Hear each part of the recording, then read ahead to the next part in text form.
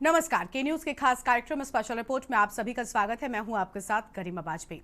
आज हम सबसे पहले बात करेंगे मुख्यमंत्री योगी आदित्यनाथ के गाजियाबाद और ग्रेटर नोएडा के दौरे की।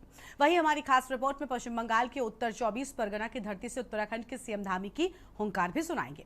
वहीं बिहार के सियासत के ध्रुव तारा नीतीश कुमार के सक्रिय राजनीति को अलविदा कहने पर भी रिपोर्ट दिखाएंगे। और चलते चलते बात होली के दिन छत्तीसगढ़ के बिलासपुर के एक गांव में मिर्गी जैसे गंभीर मर्ज को ठीक करने के दावे की।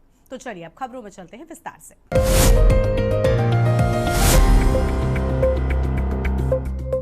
मुख्यमंत्री योगी आदित्यनाथ का ग्रेटर नोएडा का दौरा काफी अहम रहा। क्षेत्र के विकास और स्वास्थ्य सुविधाओं के लिहाज से सीएम के इस दौरे ने उम्मीदें जगा दी। अब सेक्टर 10 में नए निजी अस्पताल के उद्घाटन से स्थानीय निवासियों को बेहतर इलाज के लिए दूर नहीं भागना पड़ेगा। वहीं इससे पहले मुख्यमंत्री योगी आदित्यनाथ गाजियाबाद के दौरे पर पहुंचे और संघ और भाजपा पदाधिकारियों के साथ महत्वपूर्ण समन्वय बैठक में हिस्सा भी लिया। ये रिपोर्ट देखिए। सबसे पहले बात गाजियाबाद की, जहां मुख्यमंत्री का दौरा पूरी तरीके से समन्वय पर केंद्रित रहा। सीएम योगी ने राष्ट्रीय स्वयंसेवक संघ और बीजेपी के दिग्गज पदाधिकारियों के साथ एक हाई प्रोफाइल बैठक की। बंद कमरे में हुई इस चर्चा में आगामी उपचुनावों की रणनीति और सरकार संगठन के बीच बेहतर तालमेल को लेकर मंथन हुआ। माना जा रहा है कि इस बैठक से मुख्यमंत्री ने कार्यकर्ताओं में नया जोश भरने का काम किया है। वहीं गाजियाबाद में सियासी जमीन मजबूत करने के बाद मुख्यमंत्री का काफिला पहुंचा ग्रेटर नोएडा के सेक्टर 10, जहां सीएम ने एक नई निजी अस्पताल का उद्घाटन किया। ये सिर्फ एक इमारत का उद्घाटन नहीं बल्कि क्षेत्र के लोगों के लिए इलाज की उम्मीद है।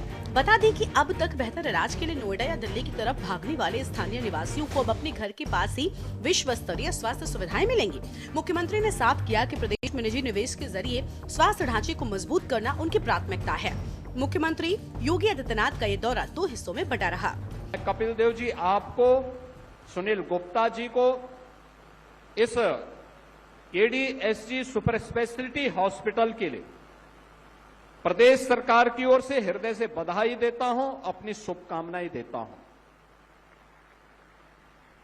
और मैं आपसे, आपके इस ग्रुप से इस बारे में आग्रह करूंगा। देखिए, उत्तर प्रदेश ये देश की आबादी का सबसे बड़ा राज्य है। आज देश के अंदर प्रधानमंत्री मोदी जी ने हेल्थ केयर के क्षेत्र में बहुत कुछ किया है। हर एक क्षेत्र में भारत आज एक नई विकास की ऊंचाइयों को छू रहा है। और हमारा प्रयास भी होना चाहिए कि हमारी भी जिम्मेदारी होती है समाज की। आपका एक ग्रुप इस दिशा में एक नया प्रयास प्रारंभ किया है। इस कोर्स के बाद अब हेल्थ केयर में भी हम लोग अपनी सेवाएं देंगे। पब्लिक ने जो प्यार दिया है उसके बदले हम भी उन्हें कुछ दे सके, रिटर्न कर सके, हेल्थ केयर के लिए कुछ अच्छा कार्य कर सके। आप देखें 2014 तक भारत के अंदर केवल 6 एम्स मुश्किल से काम कर रहे थे। एक तरफ उन्होंने गाजियाबाद में संघ और संगठन के साथ तालमेल बिठाकर भविष्य की राजनीतिक बिसात बिछाई, तो दूसरी ओर ग्रेटर नोएडा में अस्पताल का तोहफा देकर ये जता दिया कि उनकी सरकार के लिए विकास और जनता की सेहत सर्वोपरि है। आपको बता दें कि अब सेक्टर 10 में नए निजी अस्पताल के उद्घाटन से स्थानीय निवासियों को बेहतर इलाज के लिए दूर नहीं भागना पड़ेगा। प्रधानमंत्री मोदी जी के द्वारा जो इनिशिएटिव लिए गए उसका परिणाम है ये तो और खराब कि वर्ल्ड क्लास हेल्थ फैसिलिटी के लिए देश के अंदर 23 एम्स पूरे देश भर में कार्य कर रहे हैं और अपनी बेहतरीन स्वास्थ्य की सुविधा उपलब्ध करवा रहे हैं। उत्तर प्रदेश में डबल इंजन की सरकार है। हमारे यहां 2017 के पहले गवर्नमेंट सेक्टर में केवल 17 मेडिकल कॉलेजेस संचालित थे। आज हम उत्तर प्रदेश के अंदर 75 जनपदों में हम लोगों ने 1 डिस्ट्रिक्ट 1 मेडिकल कॉलेज के लक्ष्य को लगभग प्राप्त कर लिया है। 81 मेडिकल कॉलेज वर्तमान में यूपी के अंदर संचालित हो रहे हैं और ये मेडिकल कॉलेजेस अलग अलग जनपदों में कार्य कर रहे हैं। और मैं कहूंगा उत्तर प्रदेश के अंदर 4-5 जनपद ऐसे हैं जहां पर मेडिकल कॉलेज के लिए हमारी एक पॉलिसी है। अगर केडीएसजी ग्रुप मेडिकल कॉलेज के क्षेत्र में वहां पर भी आएगा तो वहां पे नए मेडिकल प्रोफेशनल्स निकालने में मदद मिलेगी और स्थानीय नागरिकों को बेहतर स्वास्थ्य की सुविधा उपलब्ध करवाने में भी मदद मिलेगी। और हम चाहेंगे कि इस फील्ड में यह भी एक निवेश है। यहां पे hospital, super speciality hospital 300 bedded बना है, लेकिन ये मान के चलिए कि 300 बेड के हॉस्पिटल में डायरेक्ट और इनडायरेक्ट कम से कम 1000 लोगों को काम मिलेगा, 1000 लोगों को। इसे इस क्षेत्र की बड़ी उपलब्धि माना जा रहा है।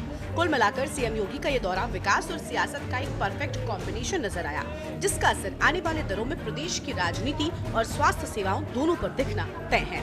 स्पेशल डेस्क के न्यूज इंडिया। पश्चिम बंगाल की राजनीति में इन दिनों हलचल तेज है। उत्तर 24 परगना की धरती से उत्तराखंड के युवा मुख्यमंत्री पुष्कर सिंह धामी ने ममता सरकार पर करारा प्रहार किया है। परिवर्तन यात्रा के मंच से धामी ने न केवल देवभूमि का संदेश दिया, बल्कि बंगाल में तुष्टीकरण और भ्रष्टाचार के मुद्दों पर सीधे सवाल दागे हैं। आखिर धामी ने ऐसा क्या कहा जिससे बंगाल की सियासत गर्मा गई है? देखिए हमारी खास रिपोर्ट। धामी के भाषण की बड़ी बातें। बंगाल में खास वर्ग को फायदा पहुंचाने के लिए बहुसंख्यकों के अधिकारों के हनन का आरोप लगाया। संदेश खाली जैसी घटनाओं का जिक्र करते हुए महिलाओं की सुरक्षा पर सवाल दागे। केंद्र की योजनाओं को राज्य में सही ढंग से लागू न करने और भ्रष्टाचार का मुद्दा उठाया। उत्तराखंड में लागू किए गए कड़े नकल विरोधी कानून और यूसीसी का उदाहरण देकर बंगाल में भी सख्त शासन की वकालत। मां काली और गंगा सागर की धरती पर जय श्री राम के नारों के साथ राष्ट्रवाद की अलख जगाई। पश्चिम बंगाल के उत्तर 24 परगना में जब देवभूमि के धाकड़ धामी पहुंचे तो नजारा देखने लायक था। मौका था बीजेपी की परिवर्तन यात्रा का। मुख्यमंत्री पुष्कर सिंह धामी ने यहां हुंकार भरते हुए साफ कर दिया कि बंगाल अब बदलाव की राह पर है। आपको बता दें कि सीएम धामी ने अपने संबोधन में तुष्टीकरण और भ्रष्टाचार को केंद्र में रखा। उन्होंने ममता बनर्जी सरकार पर निशाना साधते हुए कहा कि जिस बंगाल ने कभी पूरे देश को दिशा दिखाई थी, आज वहां की कानून व्यवस्था और लोकतंत्र खतरे में है। जीवन का ऐसा कोई क्षेत्र नहीं है जहां बंगाल ने अपनी प्रतिभा का लोहा न मनवाया हो। बंगाल केवल एक राज्य नहीं, बल्कि भारत की चेतना का एक गौरवशाली केंद्र है। आज ऐसी महान धरा को, मां शारदा की इस भूमि को मैं देवभूमि उत्तराखंड की ओर से कोटि कोटि नमन करता हूं, कोटि कोटि प्रणाम करता हूं। भाइयों बहनों, आज ये पश्चिम बंगाल भारतीय जनता पार्टी की ये परिवर्तन यात्रा पश्चिम बंगाल में सुशासन लाएगी, सुरक्षा और विकास, इसके संकल्प का एक उद्घोष हुआ है।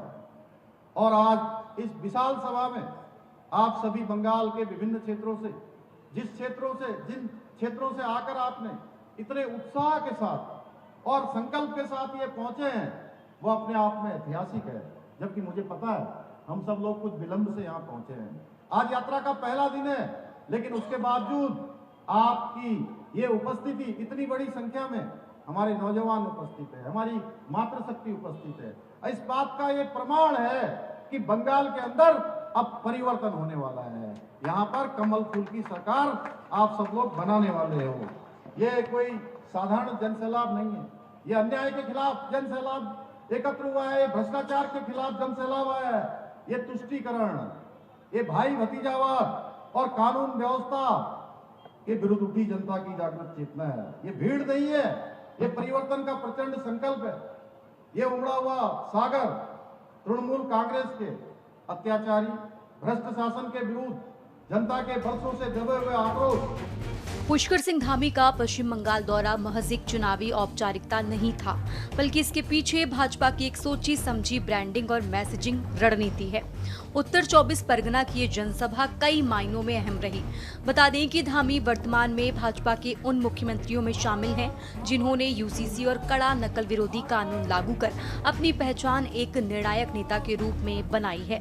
बंगाल में उन्हें भेजने का मकसद वहां की जनता को ये दिखाना था कि भाजपा शासित राज्यों में किस तरह के सख्त फैसले लिए जा रहे हैं। इस तरह से यहाँ पर जंगल राज कायम है, यहाँ पर कानून व्यवस्था बहुत खराब है और आज परिवर्तन यात्रा यहाँ शुरू हुई है। परिवर्तन यात्रा में जिस प्रकार का सैलाब लोगों का आ रहा है, लोगों का समर्थन मिल रहा है, ये तय है कि यहाँ पर लोग सरकार बदलना चाहते हैं। तृणमूल कांग्रेस बदलकर यहाँ पर नई सरकार बनाएंगे भारतीय जनता पार्टी के नेतृत्व में और यहाँ पर सुशासन स्थापित होगा। बंगाल भी अन्य राज्यों की भांति विकास की गति को पकड़ेगा, तेज गति से विकास होगा। स्वास्थ्य के क्षेत्र में, शिक्षा के क्षेत्र में, अन्य सड़कों के क्षेत्र में यहाँ पर कानून व्यवस्था का राज होगा।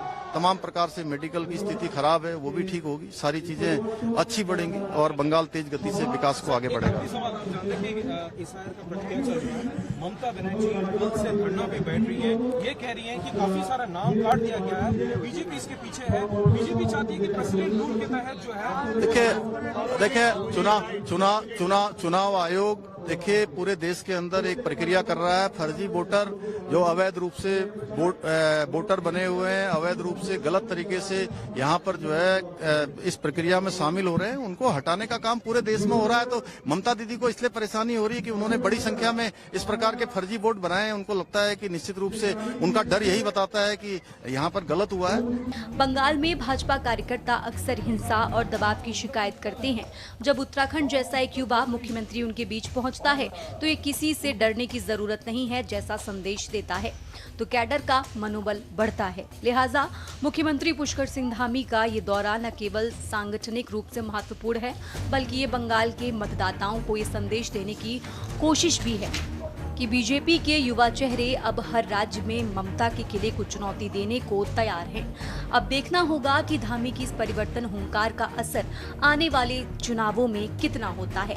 स्पेशल डेस्क के न्यूज इंडिया। वक्त हो चला है एक छोटे से ब्रेक का।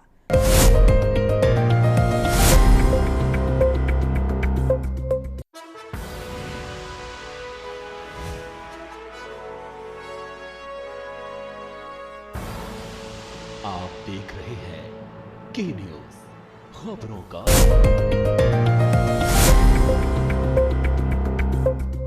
बिहार की सियासत का वो ध्रुव तारा जिसके इर्द गिर्द पिछले 2 दशकों से राज्य की सत्ता घूमती रही है, अब अपनी दिशा बदल रहा है।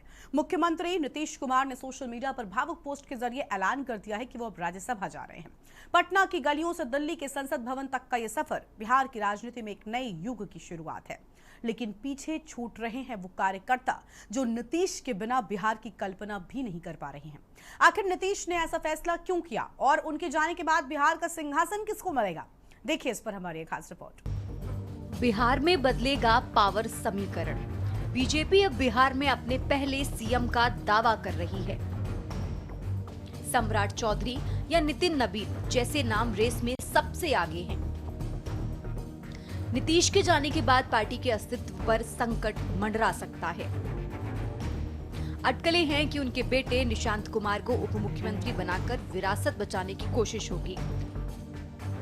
अब तक नीतीश बड़े भाई की भूमिका में थे, अब बीजेपी बिहार में ड्राइविंग सीट पर आ सकती है। आरजेडी इस नेतृत्व परिवर्तन को मुद्दा बनाकर मध्यावधि चुनाव या जनता के बीच जाने की तैयारी कर सकती है। कार्यकर्ताओं का आक्रोश। नीतीश कुमार के फैसले ने जदयू कार्यकर्ताओं के बीच हड़कंप मचा दिया है। पटना में मुख्यमंत्री आवास के बाहर भारी संख्या में जुटे समर्थक भावुक और नाराज दिखे। दरअसल कार्यकर्ताओं का तर्क है कि हमने 2025 के चुनाव में नीतीश कुमार के चेहरे पर वोट दिया था, जनता ने उन्हें मुख्यमंत्री चुना है, सांसद नहीं। वहीं इसी बीच बिहार का बेटा बिहार में रहे, दिल्ली जाना मंजूर नहीं जैसे नारे सुने जा रहे हैं। बता दें कि इस घटनाक्रम को समर्थक बिहार की जनता के साथ विश्वासघात बता रहे हैं और मांग उठी है कि नीतीश अपना फैसला वापस ले। हम लोगों का होली खराब कर दिया गया है। हम लोग किसी भी हालत में नीतीश कुमार को ही बिहार का मुख्यमंत्री देखना चाहते हैं। किसी हर हाल में बिहार की जनता ने, बिहार के कार्यकर्ताओं ने खून पसीना एक करके नीतीश कुमार को मैंडेट दिया है। 25 से 30 के लिए बीच में छोड़ने के लिए मैंडेट नहीं दिया है। हम लोग किसी हालत में नीतीश कुमार जी को राज्यसभा जाने के खिलाफ हैं। निशांत कुमार जी राज्यसभा जाएं, इसके लिए हम लोग स्वागत अभिनंदन करेंगे। लेकिन नीतीश कुमार जी बिहार के मुख्यमंत्री बने रहे, इसके लिए पूरे कार्यकर्ता बिहार से जुट रहे हैं। हम लोग किसी हालत में नहीं चाहते हैं कि बिहार की बागडोर किसी दूसरे के हाथ में जाए। तय है कि नीतीश कुमार अब बिहार के मुख्यमंत्री नहीं रहेंगे, वो राज्यसभा जा रहे हैं। उन्होंने खुद इसका ऐलान कर दिया है। 2 दशकों से जिस बिहार में वो सियासत कर रहे थे, उसे उन्होंने अलविदा कर दिया है। पिछले 2 दशक से भी ज्यादा समय से आपने अपना विश्वास एवं समर्थन हम मेरे साथ लगातार बनाए रखा। उसी के बल पर हमने बिहार की और आप सब लोगों की पूरी निष्ठा से सेवा की। आपके विश्वास और समर्थन की ही ताकत थी कि बिहार आज विकास और सम्मान का नया आयाम प्रस्तुत कर रहा है। इसके लिए पूर्व में भी मैंने आपके प्रति कई बार आभार व्यक्त किया है। संसदीय जीवन शुरू करने के समय से ही मेरे मन में एक इच्छा थी कि मैं बिहार विधानमंडल के दोनों सदनों के साथ संसद के भी दोनों सदनों का सदस्य बनूं। इस बार हो रहे चुनाव में राज्यसभा का सदस्य बनना चाह रहा हूं। मैं आपको पूरी ईमानदारी से विश्वास दिलाना चाहता हूं कि आपके साथ मेरा ये संबंध भविष्य में भी बना रहेगा और आपके साथ मिलकर एक विकसित बिहार बनाने का संकल्प कायम रहेगा। जो नई सरकार बनेगी उसको मेरा पूरा सहयोग एवं मार्गदर्शन रहेगा। जब सबके सामने में 3 साल पहले भी ऐसा मालूम हुआ है कि वो जाने की इच्छा जाहिर किए थे, लेकिन बिहार का चुनाव था, शायद मान गए और अब वो अपनी मर्जी से जा रहे हैं और आगे जो एनडीए की सरकार बनेगी वो नीतीश कुमार के नेतृत्व में बने थे कि चुनाव में जिस हिसाब से इन लोगों की जीत हुई है, धनतंत्र की जीत हुई है, मशीन तंत्र की जीत हुई है, ये एक एक एनडीए के घटक दल सब लोग जानते हैं कि उनकी जीत इस चुनाव में कैसे हुई। अब हम इतना कहना चाहते हैं, जो हम लोगों के सामने जो समाचार आया, नीतीश जी ने भी पोस्ट किया है कि वो जो है सदन जाना चाहते हैं। आप सब लोगों को पता होगा कि हम शुरुआत से ही जो है इस बात को कहते रहे हैं कि चुनाव के बाद जो है नीतीश कुमार जी को भाजपा के लोग मुख्यमंत्री पद पे नहीं रहने देंगे। हमने उस समय भी कहा था कि ये महाराष्ट्र मॉडल जो है रिफाइंड तरीके से बिहार में जो है लागू करेंगे। आज वो बात जो है सच हो गई है और जो जन आकांक्षाएं हैं इस सत्ता परिवर्तन के खिलाफ हैं। सभी लोग जो भी जन भावना लोगों की है इस सत्ता परिवर्तन के खिलाफ है। हम नीतीश जी के साथ कुछ दिन काम भी किए, उप मुख्यमंत्री भी रहे, लेकिन ज्यादातर जो है हम विपक्ष में रहे। हम लोग सब लोग जानते हैं नीतीश कुमार की लोकप्रियता के प्रमुख कारण 2005 में सत्ता संभालने से पहले बिहार को जंगल राज के रूप में देखा जाता था। नीतीश कुमार ने सत्ता में आते ही अपराधियों पर नकेल कसी और स्पीडी ट्रायल के जरिए बड़े बड़े बाहुबलियों को जेल भेजा। महिलाओं को अपना एक अलग वोट बैंक बनाया। इसके लिए नीतीश ने कई क्रांतिकारी कदम उठाए। स्कूल जाने वाली लड़कियों के लिए साइकिल और पोशाक योजना ने बिहार के ग्रामीण इलाकों की तस्वीर बदल दी। महिलाओं की मांग पर साल 2016 में पूर्ण शराबबंदी लागू की, जिससे घरेलू हिंसा में कमी आई और उनकी लोकप्रियता महिलाओं के बीच चरम पर पहुंच गई। अति पिछड़ा वर्ग और महादलित श्रेणियों को पहचान दी। ईबीसी समूहों को सरकारी योजनाओं और राजनीति में हिस्सेदारी देकर एक साइलेंट वोट बैंक तैयार किया। खबरों के मुताबिक नीतीश कुमार के मन में लंबे समय से ये टीस थी कि वो अपने समकालीन दिग्गज नेताओं लालू प्रसाद यादव और दिवंगत सुशील कुमार मोदी की तरह संसद के ऊपरी सदन का हिस्सा नहीं बन पाए थे। बिहार की राजनीति में लालू यादव और सुशील मोदी के नाम पर चारों सदन के सदस्य होने का खिताब दर्ज है। ये दोनों ही नेता विधानसभा, विधान परिषद, लोकसभा और राज्यसभा के सदस्य रह चुके हैं। बड़ा सवाल अब आगे क्या? नीतीश युग का अंत। 10 बार के सीएम अब बनेंगे राज्यसभा सांसद। नीतीश कुमार ने 20 नवंबर 2025 को ली थी 10वीं बार शपथ। क्या भाजपा का होगा बिहार में पहला मुख्यमंत्री? नीतीश कुमार की सबसे बड़ी उपलब्धि ये रही कि उन्होंने बिहार को पहचान के संकट से निकाला। उन्होंने राजनीति को केवल जाति से हटकर विकास और सुशासन के ट्रैक पर लाने की कोशिश की। यही कारण है कि गठबंधन बदलते रहने के बावजूद उनकी व्यक्तित्व, छवि और लोकप्रियता का आधार बना रहा। बहरहाल नीतीश कुमार का दिल्ली जाना सिर्फ एक व्यक्ति का तबादला नहीं, बल्कि बिहार की उस सुशासन वाली ब्रांडिंग का अंत है जिसे उन्होंने 20 साल तक खींचा।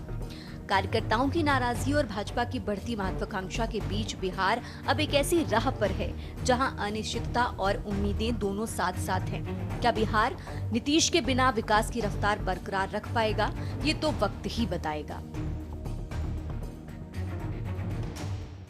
होली का त्योहार रंगों और खुशियों के लिए जाना जाता है, लेकिन छत्तीसगढ़ के बिलासपुर में एक ऐसा गांव भी है जहां होली का दिन नई जिंदगी की उम्मीद लेकर आता है। मस्तूरी विकासखंड का रिसदा गांव पिछले 5 दशकों से मिर्गी के मरीज के लिए एक उम्मीद की किरण बना हुआ है। यहां होलिका दहन के अगले दिन दी जाने वाली एक खास खुराक और दवा है। ये वर्षों पुरानी मिर्गी की बीमारी को जड़ से खत्म कर देती है। आखिर क्या है इस परंपरा का रहस्य, देखिए हमारे इस खास रिपोर्ट में। रंगों के त्योहार होली पर जहां पूरा देश गुलाल में सराबोर रहता है, वहीं बिलासपुर का रिसदा गांव भक्ति और सेवा के एक अलग ही रंग में रंगा नजर आता है। यहां सुबह से ही हजारों की भीड़ जुटने लगती है। कोई छत्तीसगढ़ के कोने कोने से पहुंचा तो कोई पड़ोसी राज्यों से। इन सबकी मंजिल एक ही है, वैद्यराज रतन सिंह चंदेल का आंगन। ये परंपरा आज की नहीं बल्कि पिछले 40 से 50 सालों से लगातार चली आ रही है। वैद्यराज के दादाजी ने जिस सेवा की शुरुआत की थी, उसे आज भी उनकी अगली पीढ़ी पूरी निष्ठा से निभा रही है। खास बात यह है कि मिर्गी की ये आयुर्वेदिक दवा पूरी तरह निःशुल्क दी जाती है। वैद्यराज रतन सिंह चंदेल बताते हैं कि होली के दिन ग्रह नक्षत्रों की एक विशेष स्थिति बनती है। शास्त्रों और हमारे पूर्वजों के ज्ञान के अनुसार इस दिन जड़ी बूटियों का प्रभाव कई गुना बढ़ जाता है। पृथ्वी के चारों ओर जो उपग्रह हैं और पृथ्वी जिस वायुमंडल में है, जिस सौर मंडल में है, उसमें 9 ग्रह हैं। उनकी स्थिति के आधार पर एक विशेष स्थिति बनती है। जैसे चंद्रग्रहण सूर्य ग्रहण होता है ना, एक विशेष स्थिति, वैसी एक विशेष स्थिति होली के दूसरे दिन, जिस दिन होली मनाई जाती है, ग्रहों की बनती है, उसी दिन ये दवाई दी जाती है। होली के अलावा किसी और दिन एक दिन और शुरू किए हैं। बहुत भीड़ हुई है, लोग भटकते हुए आ जाते हैं, है ना। तो पंचमी के दिन, रविवार को अंग्रेजी दवा बंद करना, रंग पंचमी के दिन रविवार को दवा दी जाएगी। अंग्रेजी दवाई के लिए यही है, या जो भी आयुर्वेदिक या अंग्रेजी पैरेलल दवाइयाँ जो चल रही हैं, हम लोग उसको तुरंत मना लेने के लिए मना नहीं करते। 3 साल आप देखिए, देने वाले डॉक्टर के संपर्क में रहिए, और हो सकता है मिर्गी होगा तो 100% ठीक होगा। डॉक्टर भी आपको जबरदस्ती दवाई लेने के लिए नहीं बोलेंगे। एक बार यदि मिर्गी नहीं होगा तब उसका भी उपचार हो जाता है, वो निदान हो जाता है, फिर आप ढंग से डॉक्टर दवाई। आपको बता दें कि गांव की व्यवस्था किसी बड़े मेले जैसी होती है। दूर दराज से आए मरीजों के लिए गांव में रहने और खाने का फ्री इंतजाम किया जाता है। स्थानीय ग्रामीणों के सहयोग से लगने वाले इस शिविर में अनुशासन और सेवा की पराकाष्ठा देखने को मिलती है। लोगों का मानना है कि जो दवा बड़े बड़े अस्पतालों में बेअसर रही, वो रिसदा की इस मिट्टी और वैद्यराज की दवा से चमत्कारिक रूप से ठीक हो गई।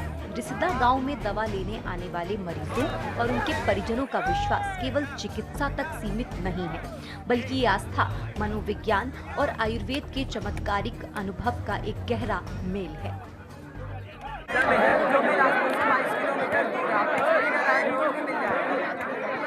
मस्तूरी विधानसभा मस्तूरी थाना में आते हैं ये गांव। यहाँ हम लोग हर साल हर साल होली के दिन मिर्गी का दवाई हम लोग वितरण करते हैं। एकदम निःशुल्क रहता है, हम लोग ने दवाई का वितरण किया। और यहाँ मतलब पूरे ऑल इंडिया से, पूरा नेशन वाइड से पूरे आदमी लोग आ रहे हैं, और इंडिया के बाहर से भी आते हैं। जैसे अभी भूटान और नेपाल वगैरह से आए हैं। ये जो दवाई है ये मेरे दादाजी देते आ रहे हैं 1976। कितने सालों से देते आ रहे हैं दवाई? 50 साल हो गया। मतलब ये 51 साल है। कितने बार आना पड़ता है यहाँ? यहाँ पर 3 साल आना होता है, और नारियल गुड़ और अगरबत्ती लेके आना होता है। हाँ, आपको नारियल गुड़ और अगरबत्ती बस लेके आना है। फिर यहाँ पर रहना, खाना, सब सोना वोना सब फ्री है। मैं काफ़ी मरीजों से हम लोग बात भी करके देखे, काफ़ी लोगों को आराम मिल रहा है, कई लोग खुश है। हाँ, रिजल्ट बिल्कुल, अगर आप एकदम दवाई का पालन बढ़िया से करेंगे तो एकदम रिजल्ट 100%। खबर भी बना डरे।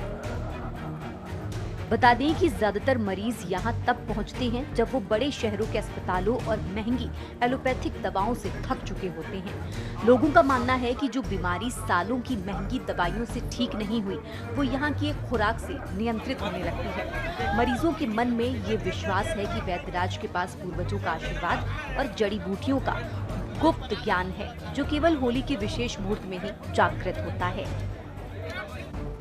हालांकि आधुनिक विज्ञान अपनी जगह है, लेकिन रिश्ता की ये परंपरा अनुभव, आयुर्वेद और अटूट विश्वास पर टिकी है। यही कारण है कि ये गांव केवल नक्शे पर एक बिंदु पर नहीं, बल्कि लाखों लोगों के लिए विश्वास का केंद्र बन चुका है। स्पेशल डेस्क के न्यूज इंडिया। स्पेशल रिपोर्ट में आज उतना ही। तमाम बड़ी खबरों के लिए आप देखते रहिए के न्यूज इंडिया। नमस्कार।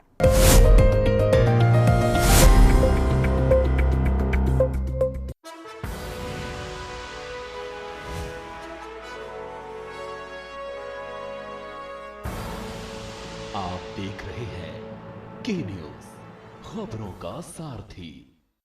काशी के घाट के अद्भुत है ठाट, जब मुंह में घुलती है मलाइयों की मिठास।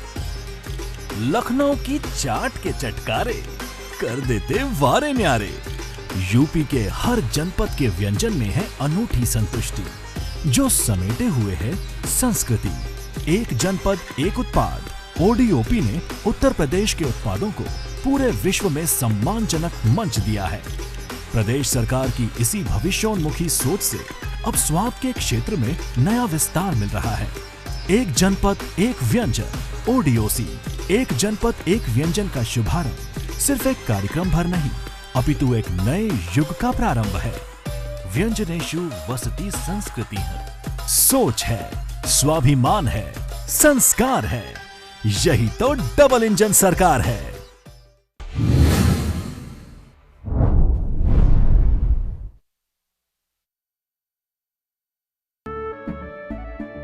केसरिया से मन जोगी हुआ रे, दिल झूमे देखो मतवारा हुआ रे।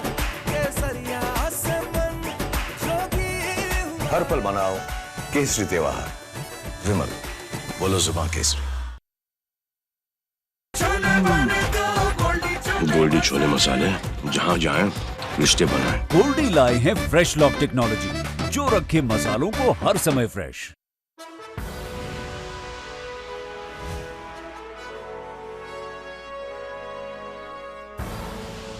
आप देख रहे हैं के न्यूज, खबरों का सारथी। नमस्कार, आप देख रहे हैं के न्यूज में आपके साथ सुरेंद्र सैनी। खबर उत्तराखंड से, उससे पहले देखते हैं आज की हेडलाइन। होली के रंगों में दिखी उत्तराखंड की संस्कृति, आस्था और विकास के संदेश में दिखे सीएम पुष्कर सिंह धामी। 7 मार्च को हरिद्वार आएंगे अमित शाह, 5 लोगों को भारत की नागरिकता देने का प्रमाण पत्र।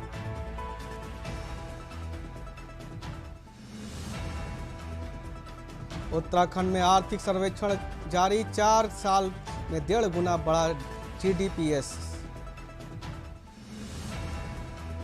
थारू जनजातियों की प्रथम लोक गायिका रिंकू राणा की दर्दनाक मौत, ईंटों से लदे ट्रक और ट्राली का कुचला। टिहरी में आक्रोशित को घेर कर डीएम कार्यालय, कोतवाली व व्यापारियों ने स्थानीय बंदिशों को लेकर किया विरोध प्रदर्शन। रुड़की में डीएम सिवान बंसल के केंद्रीय गोदाम पर लगा मारा छापा, छापेमारी में आंगनबाड़ी राशन में धांधली। आप देख रहे हैं के न्यूज, खबरों का सारथी। उत्तराखंड की खबरों में आपका स्वागत है। खबर टिहरी से, जहां पर देवप्रयाग विधानसभा क्षेत्र के कीर्तिनगर इलाके में होली के दिन हुई मारपीट की घटना के विरोध में आज व्यापारियों सहित अन्य स्थानीय लोगों ने एसडीएम कीर्तिनगर कार्यालय व कोतवाली का घेराव किया। प्रदर्शनकारियों ने दोषियों पर कार्रवाई की मांग उठाई।